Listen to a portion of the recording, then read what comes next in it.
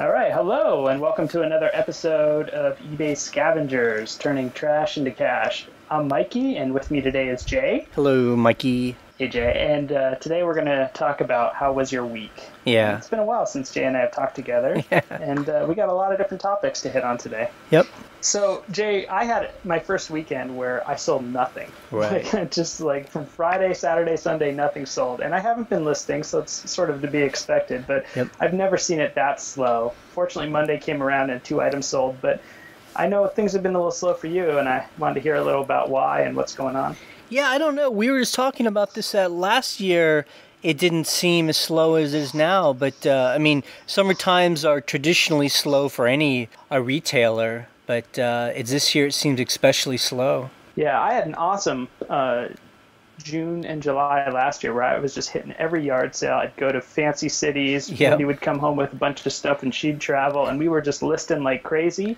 Yep. And I haven't significantly listed items for weeks, so I feel like I kind of earned my dead weekend. Yeah. But on that topic, you and I have both been working on other stuff outside of eBay. Yep. We got a book and I got some electronic stuff, and I know that you guys have your other businesses you've been doing. Yep. What's your schedule like now? When do you list? When do you travel? What's it look like? Right. Well, I think like you guys, we came back a couple weeks ago from a big long work trip, and now we're home for 4 weeks, and we're just trying to put our head down and trying to catch up on eBay. I mean, it's slow, but like right now we're taking a lot of photos of winter coats and listing those, so when a winter comes around, we'll be ready to go. And then, and then we'll be gone for 6 weeks after that. So I guess that's kind of the good thing about eBay is, when you have time, you can put time into it, and when you have other things to do, then it's still there cranking out the cash for you. Yeah, we have the same kind of thing. We got 1 month right now to list while we're home, not traveling, and then we start traveling. We got 6 weeks again that we'll be off. I had made the mistake of closing my store last time for the last trip, and I'm going to leave it open. Yeah. And I just had a quick question for you. When you leave your store open, I don't think you've done 6 weeks yet, but you've done like 3 or 4 weeks. Yep. Is that right? Correct. You've left it open, and someone buys an item, and it says you're on vacation and what day you'll be back, or how do you manage? Absolutely. So we have a banner that eBay automatically puts up, and then we actually change the header on our store to say when we come back, And I think the longest we've ever done is a month. And obviously if someone buys at the beginning of our trip, it's a little dicey in the sense like, some people are like, yeah, a month is a little long for us. But really, 90% of the time, people don't care. They're like, that's cool. Thanks for telling me. All right, so I buy an item from you. I buy like a nice pair of shoes. Correct. And you're gone for 6 weeks. Do you send me a custom mail or something? Like, what do you do to calm me down? Right, we have tell me what's going on. Right, so we have on our iPhone a kind of a paragraph that we just mail every single person as soon as they buy. That just says basically what its vacation settings say. That we're away. Mm-hmm. We'll mail it as soon as we get back on this date, and if that's not okay, just tell us. We'll give you an immediate refund, and that's it. Gotcha. And the only real downside to this is you just still get to make, maybe thousands of dollars a week or a month or whatever you got listed. But the downside is you lose your bestseller status. Right, because we fall, we eventually fall under the 90% a ship time of doing a next day. So like right now we lost our top rated seller status because we did 2 significant trips. Sometimes I worry about if it's slow because of that, but I don't think so. I think last year we had some economies that were doing really well, like Australia. I used to ship to Australia all the time. Right. And I don't know if you've seen the slowdown with that, but their dollar has dropped and their economy has pretty much fallen out from its dominant state that it has been for the last 2 years. Right. And I miss them. I miss those sales. Right. But, I think the thing is you gotta always be a listing, though. So if you haven't been a listing in a while, you really need to put some time into getting some items up, Yeah. And I don't know about you, but I've taken a couple of hard returns Yeah. from while we were traveling. I thought the returns got bad because people were nervous that we were out of town or something and vacation mode. And so I took some from that. And then I came home and shipped like, I don't know, 10 items in the last few weeks or in last week. And I got like 2 returns out of 10, which is crazy for me. And neither return was significant. Like, they were just like, I don't want this. Yep. Well, just today we had 2 people write us and say that we didn't do anything wrong. They just got the item and they changed their mind and they want to send it back. You know, they'll pay for it to come back, and it's okay, but it just sucks. It's just how it is, I guess. It comes in waves, you know. Yeah, it scares me, though, because I often see the returns seem to go up when the sales rate goes down.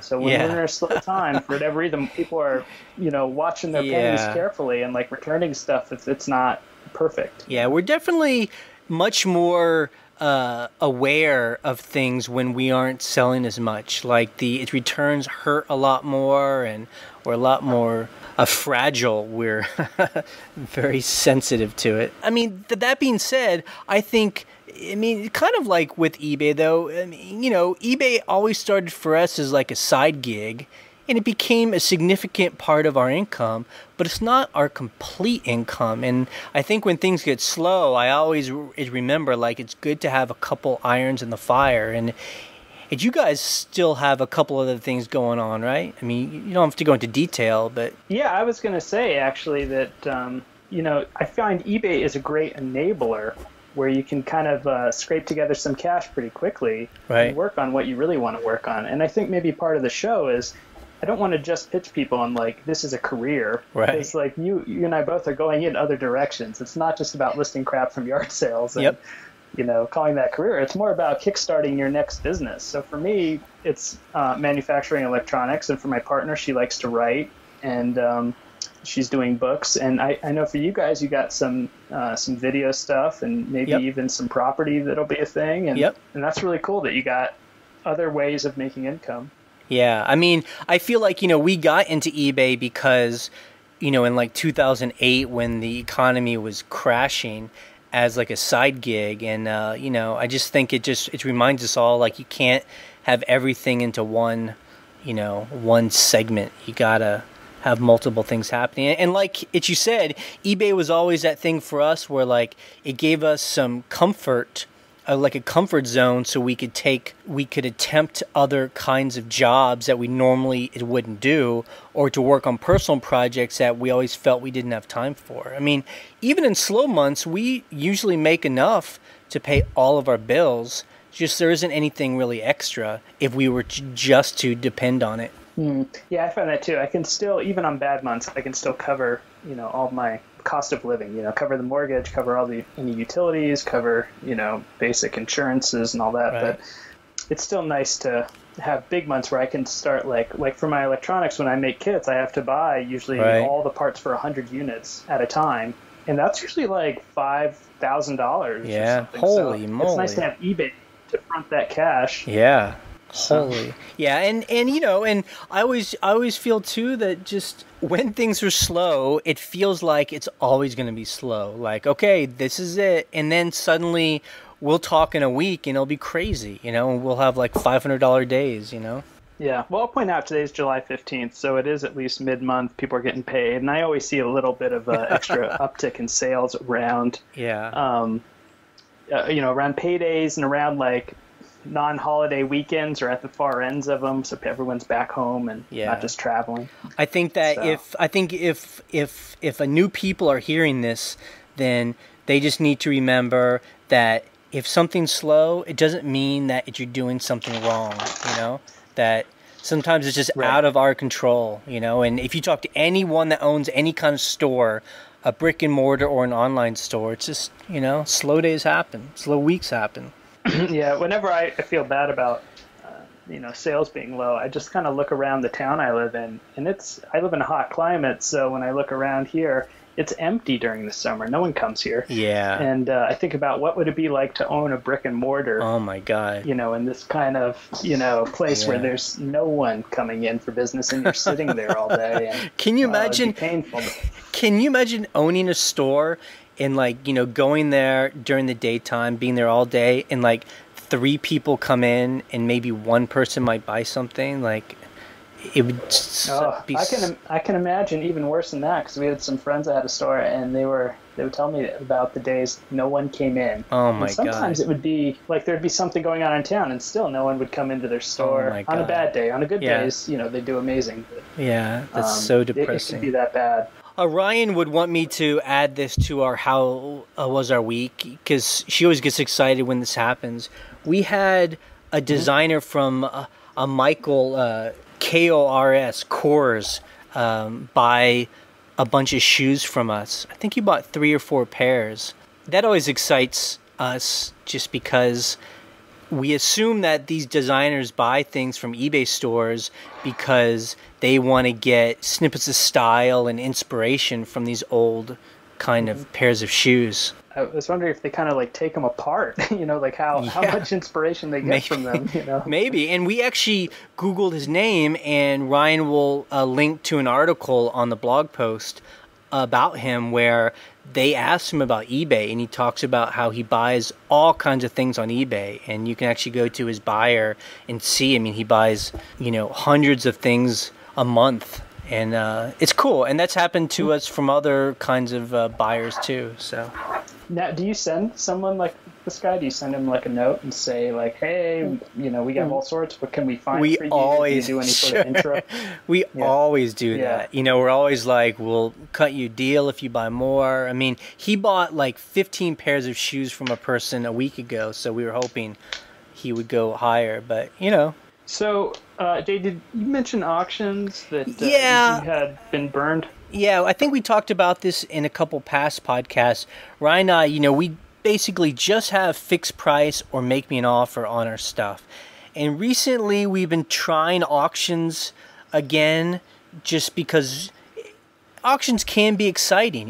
If you put up a hot item, and it can really get bid up in a bidding war, and it's very exciting. And we actually sold 2 things, a vintage pair of Nike shoes and then this old Persian carpet, and both of them got really high. And the problem is that neither people paid for it. They didn't email us, they didn't say anything. So we go through that whole process of having to wait and then finally get our money back and then be able to re-list it. And it just drives home the fact that as exciting as auctions can be, they're just such a waste of time in my mind. Don't you have this issue with best offer sometimes? Because they could not pay on a best offer as well. Right. I don't know. I mean, sure. I would say, 1 out of 10 offers that we get, that we accept, that people don't pay. But it just doesn't seem as high of a ratio. And plus, with the auction, too, there's so much anticipation. If you have a 7-day auction and you're watching it, the final day comes and it starts getting bid up and it's very exciting. And it's just such a letdown. In a best offer, someone makes an offer, we accept. If they don't pay, it's really not that big of a deal. Gotcha. And to switch topics one more time, I'm always fascinated to hear you guys talking about the eBay International Shipping Program. Right. And I'm just curious where you guys are on that now, because every time you do talk about it, it's usually you're a little apprehensive and Ryan's a little more into it. I'm just curious if that's changed at all, or any more return or issues. So in this case, Ryan, she ships everything. So really, she makes a final choice, and she has decided that she loves it, that she just sends to Kentucky, and that's it, and it's really easy, and it's been great for her. I still feel like we don't sell quite as much as we used to, but we still sell. I think instead of selling, 10 things, we might sell 8 things, so it's a little bit less. But ultimately, if it makes her feel good, then that's worth it. Yeah, I gotcha. I'm still apprehensive myself, but if that's what works for her, So let's go ahead and wrap up. How was your week here? And we got another great episode we're going to do, and that is our next episode is going to be about storage and how to keep it organized and what the challenges are. And we both have some very different strategies around that. So. Right. Cool. See you, Thanks, Mikey. Jay. Bye.